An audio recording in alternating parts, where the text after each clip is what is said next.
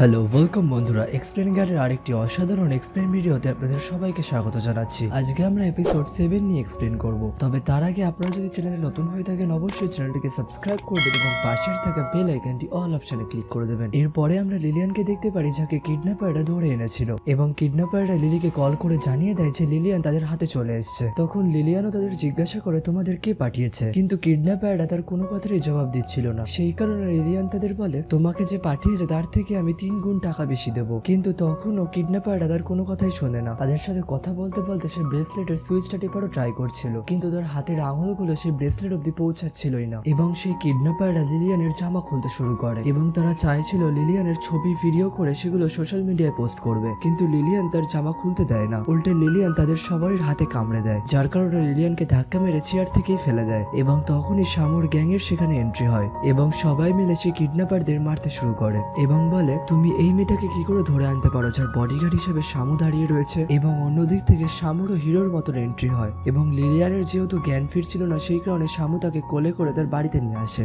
এবং শুয়ে দেওয়ার পরে শামু যখন সেখান থেকে চলে যাচ্ছিল তখন লিলিয়ান তাকে তার হাত ধরে আটকায় এবং বলে তুমি আমার কাছেই বসে থাকো। তার কথা শুনে শামু তার কাছে এসে বসে এবং কোনো কথা বলার আগে লিলিয়ান তাকে কিস করে নেয়। এরপর শামু যখন তাকে কিস করে সেখান থেকে চলে যাচ্ছিল তখন লিলিয়ান তাকে আবার আটকায় এবং তার চুলটা খুলে সামনের দিকে নিয়ে আসে এবং এখান থেকেই তাদের রোম্যান্স আবার শুরু হয়। এর পরের দিন লিলিয়ান যখন সকালবেলা ঘুম থেকে ওঠে তখন সে দেখতে পায় সে শামুকে জড়িয়ে ধরে শুয়ে রয়েছে। তখনই সে লজ্জায় সেখান থেকে উঠে তার জামাগুলো নিতে যায়, কিন্তু তার জামাগুলোর দিকে তার হাতই পৌঁছাচ্ছিল না। সেই কারণে সে যখন জোর করে জামাগুলো নিতে যায় তখন সে ব্ল্যাঙ্কেট শুদ্ধই নিচে পড়ে যায় এবং শামু তখন ঘুম থেকে উঠে লিলিয়ানের দিকে তাকিয়ে হাসতে থাকে। এরপরে শামু আবার লিলিয়ানের কাছাকাছি যায় এবং বলে আমার তো কালকে রাত্রের কথা খুব মনে পড়ছে। তখন লিলিয়ান তাকে চুপ করায় এবং বলে তোমার কি একটু লজ্জা করে না। এবং শামু তার কোনো কথা না শুনে লিলিয়ানকে আবার তার কাছে টেনে নেয় এবং এরপরে যখন সে আবার সেই কথা বলতে শুরু করে লিলিয়ান তাকে আবার চুপ করিয়ে দেয়। এরপরে শামুর আবার কল আসার কারণে সে কলটাকে রিসিভ করতে চলে যায় এবং সে যখন ফোনে কথা বলছিল তখন লিলিয়ান সেখান থেকে চলে যাচ্ছিল। সেই কারণে শামু তাকে বলে তুমি এখন এখান থেকে কোথায় যাচ্ছ।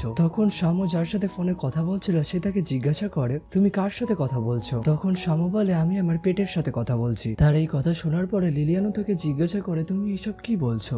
এরপরে এই কথা বলার পরে সে সেখান থেকে চলে যায়। এরপরে লিলিয়ান রেডি হয়ে যখন অফিসের জন্য বেরোচ্ছিল তখন শামু তার সাথে যায় এবং লিলিয়ান শামুকে বলে আমাকে কিডন্যাপ করার পেছনে লিলির হাত ছিল এবং ওরাও দেখবে আমি এরপরে কি কি করতে পারি। এবং তার এই কথা শোনার পরে শামুও খুশি হয়। এরপরে লিলিয়ান যখন অফিসে ঢুকে তখন লিলিয়ান দেখতে পায় অফিসের সমস্ত কলিগ তার জন্য অপেক্ষা করছে এবং সে বুঝতে পারছিল না যে এটা কেন হচ্ছে। তখনই চ্যাংজুং তাদের মাঝখান থেকে একটা গোলাপের বুফে নিয়ে বেরিয়ে আসে এবং সবারই সামনে বলে আমার এবং লিলিয়ানের কিছু দিনের মধ্যেই বিয়ে হবে এবং হাঁটু গেড়ে বসে তাকে প্রপোজ করে। প্রপোজ করতে করতে সে শামুর দিকে তাকিয়ে ভাবে আমাকে এইবারে সবারই সামনে তো লিলিয়ান না করতে পারবে না এবং লিলিয়ানও তখন সবারই সামনেই তাকে হ্যাঁ করে দেয়। এরপরে লিলিয়ান যখন অফিসের মধ্যে আসে তখন শামু সেখানে আসে এবং শামু লিলিয়ানের ওপর খুব রেগেছিল যেহেতু সে চ্যাংজুংকে হ্যাঁ করে দিয়েছে। তখন লিলিয়ান তাকে বলে আমাকে বাবার সমস্ত সম্পত্তি ফেরত আনার জন্য এগুলো করতেই হবে। শামু তখন রেগে গিয়ে তার কথাই বলে তুমি যদি তাকে বিয়ে করার পরে ছাড়ার জন্য কোনো রাস্তা খুঁজে না পাও। তখন লিলিয়ান বলে আমি এমনটা কখনোই চাইবো না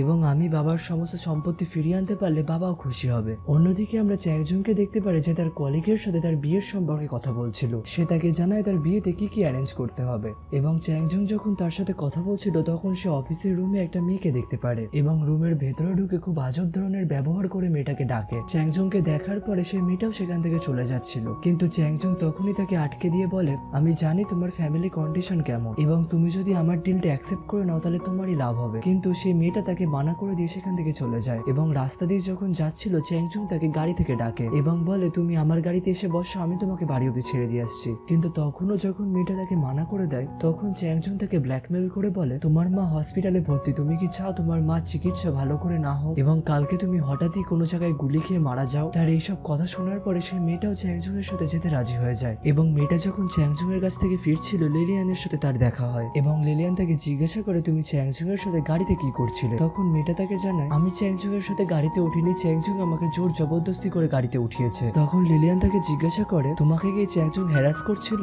তখন সেই মেয়েটা সমস্ত ঘটনা তাকে খুলে বলে আমার মা এখন হসপিটালে ভর্তি এবং চ্যাংজুং এটারই ফায়দা নিয়ে আমার সাথে এইসব করছে। এমনকি আমাকে এটাও বলেছে তুমি যদি আমার ডিলটা অ্যাকসেপ্ট না করো তাহলে তোমাকে আমি মেরেও ফেলতে পারি। তখন লিলিয়ান বলে তুমি এইসব ব্যাপার কি কোম্পানিকে বলেছো। তখন মেয়েটা বলে আমি কোম্পানিতে কাকে বলবো, সেই তো এই কোম্পানির হেড। তখন লিলিয়ান বলে তাহলে তুমি আমার সাহায্য করো আমিও তোমাকে সাহায্য করব। এরপরে আমরা লিলিকে দেখতে পারি যে চ্যাংজুং এবং সেই মেয়েটার ছবি দেখার পরে চ্যাংজুং এর সাথে দেখা করতে যায় এবং অন্যদিকে আমরা চ্যাংজুংকে দেখতে পারি যে ওই মেয়েটার সাথে রোম্যান্স করছিল এবং চ্যাংজুং তাকে বলে তুমি তো কাল অবধি আমার কথা মানছিলেই না, আজকে কি করে মেনে গেলে? তখন সেই মেয়েটা বলে আসলে আমি তোমাকে টেস্ট করছিলাম যে তুমি কেমন টাইপের মানুষ এবং আমি বুঝতে পেরেছি আমি তোমার লাইফে এলে তুমি লিলি এবং লিলিয়ান দুজনকেই ছেড়ে দেবে। তখন চ্যাংজুংও তার কথায় রাজি হয়ে যায় এবং অন্যদিক থেকে লিলিও তখন সেই রুমে ঢুকে পড়ে। সঙ্গে সঙ্গে চ্যাংজুং তখন সেই মেয়েটাকে তার কাছ থেকে সরিয়ে দেয় এবং লিলি প্রথমে চ্যাংজুংকে মারে, তারপরে সেই মেয়েটার গায়ে হাত তোলে এবং মেয়েটাও তখন সহ্য করতে না পেরে লিলির গায়ে হাত তুলে দেয়। তাদের মধ্যে মারামারি বাঁধলে চ্যাংজুং তাদের থামাতে চাইলেও তারা থামে না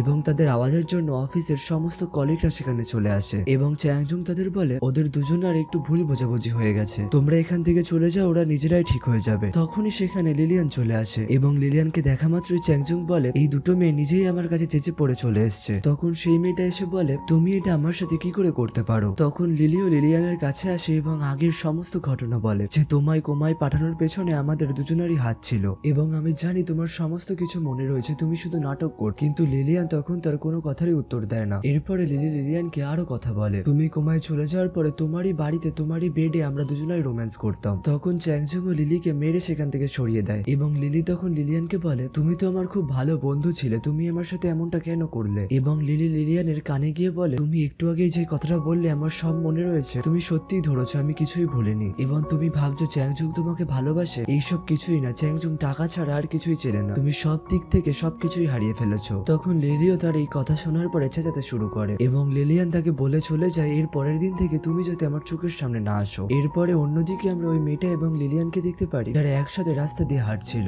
মেয়েটা লিলিয়ানকে ধন্যবাদ জানায় কারণ লিলিয়ানের সাহায্যের জন্য তার মা আজকে ভালো হসপিটালে ভর্তি হতে পেরেছে এবং তার মা আগের থেকে সুস্থও আছে। এরপরে লিলিয়ান তাকে বলে তুমি এরপরে বাড়িতে গিয়ে তোমার মায়ের খেয়াল রাখো এবং কদিন একটু ছুটিও কাটিয়ে আসো। এবং এখানে আমরা দেখতে পারি শামু লিলিয়ানের জন্য পেছনেই অপেক্ষা করছিল এবং সে মেয়েটা চলে যাওয়ার পরে লিলিয়ান শামুর দিকেই ঘুরে তাকায় এবং গাড়িতে করে যখন তারা যাচ্ছিল তখন শামু খুব জেলাস ফিল করছিল এবং সে লিলিয়ানকে জিজ্ঞাসা করে তুমি কবের থেকে চ্যাংজুমের উপর নজর রেখে বসেছিলে? তখন লিলিয়ান তাকে বলে অনেকদিন আগে থেকেই বসেছিলাম এবং এই মেয়েটার খবরও আমি পেয়ে গেছিলাম যে চ্যাংজুং তাকে ব্ল্যাকমেল করছে। শামু যেহেতু খুব জেলাস ফিল করছিল সেই কারণে লিলিয়ান তাকে জিজ্ঞাসা করে তুমি এত জেলাস হচ্ছ কেন? তখন শামু তাকে বলে সেই বয়ফ্রেন্ডটাই ভালো যে তার গার্লফ্রেন্ডের মুখ থেকে অন্য কোনো ছেলের নাম শুনেই জেলাস ফিল করে এবং এটাকে সত্যিকারের ভালোবাসা বলে। তখন লিলিয়ান তার কথা শুনে হেসে ফেলে এবং তাকে বলে তুমি কবের থেকে আমার বয়ফ্রেন্ড হয়ে গেলে? তখন শামু বলে আমি কিরকম ভাবে ডিউটি করছি তাই না, 24 ঘন্টা আমি তোমার বডিগার্ড হয়ে কাজ করছি এবং পার্ট টাইম হিসাবে তোমার বয়ফ্রেন্ড। এইসব কথা বলতে বলতেই তারা যখন বাড়িতে পৌঁছে যায় তখন আমরা দেখি চ্যাংজুং সেখানে তাদের জন্যই অপেক্ষা করছিল